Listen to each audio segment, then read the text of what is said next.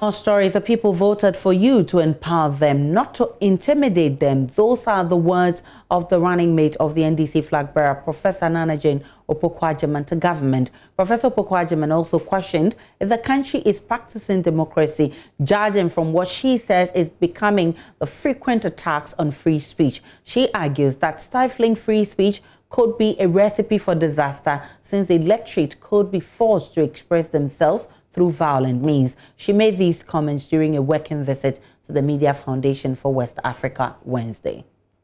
Because it's something we should have taken for granted by now. So again, I ask myself, so what is it that is impeding this? Are we really practicing democracy, or is it something else? So sometimes we need to go back to the drawing board and ask ourselves some questions, because we need to build strong institutions, independent institutions. They will not be built with fear and harassment and all kinds of impediments that are not helpful. You see, freedom of expression is so important. And it's important because what are you expressing? So it starts in the mind. And if you stifle the expression, it stays in the mind. And thoughts, they will come out in other ways. Okay, and they will come out mostly in ways that are not comprehensible, because they have not come out through dialogue. And that is why it's so dangerous to silence people.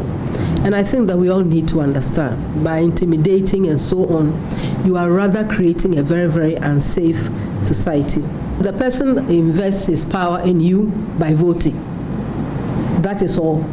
Then what do? You return that power by addressing the person's needs. You don't return that power by being arrogant. You don't return that power by believing you are better than other people.